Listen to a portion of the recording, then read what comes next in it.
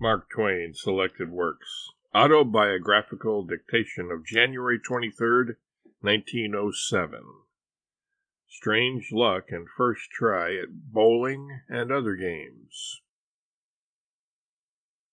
The proverb says that Providence protects children and idiots.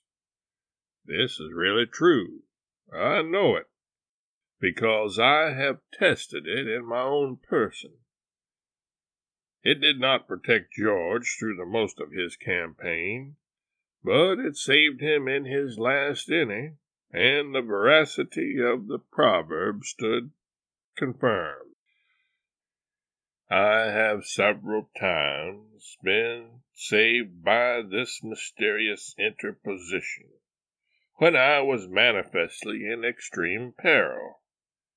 It has been common all my life for smart people to perceive in me an easy prey for selfish designs, and I have walked without suspicion into the trap set for me, yet have often come out unscathed against all the likelihoods.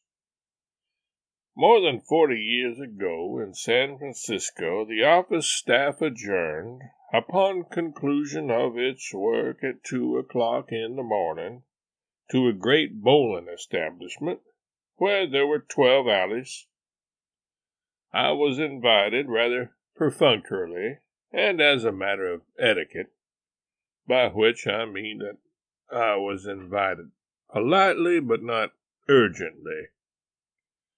But when I diffidently declined with thanks, and explained that I knew nothing about the game, those lively young fellows became at once eager and anxious and urgent to have my society.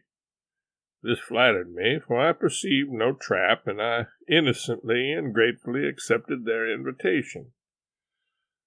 I was given an alley all to myself. The boys explained the game to me, and they also explained to me that there would be an hour's play, and that the player who scored the fewest 10 strikes in the hour would have to provide oysters and beer for the combination. This disturbed me very seriously, since it promised me bankruptcy, and I was sorry that this detail had been overlooked in the beginning.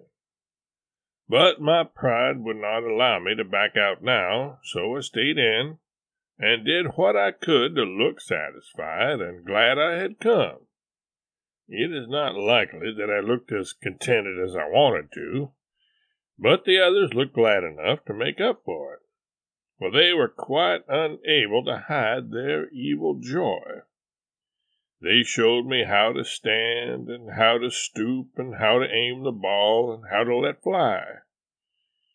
And then the game began. The results were astonishing.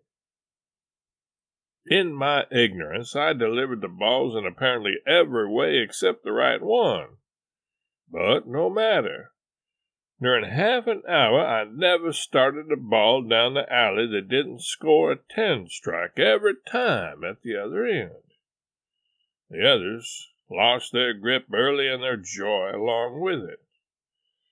Now and then one of them got a 10 strike, but the occurrence was so rare that it made no show alongside of my giant score.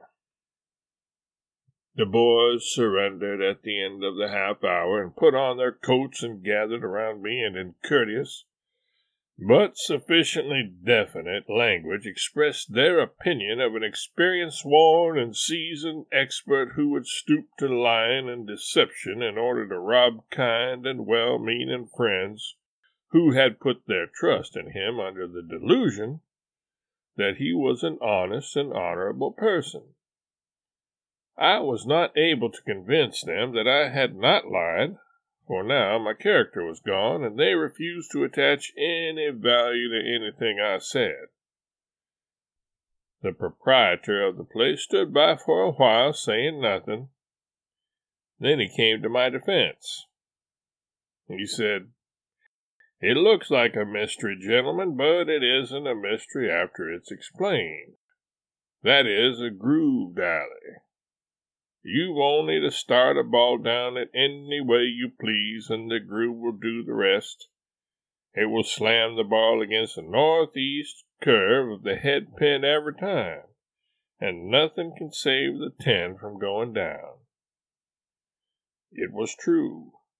The boys made the experiment, and they found that there was no art that could send a ball down that alley and fail to score a 10-strike with it. When I had told those boys that I knew nothing about that game, I was speaking only the truth, but it was ever thus all through my life. Whenever I have diverged from custom and principle and uttered a truth, the rule has been that the hearer hadn't strength of mind enough to believe it.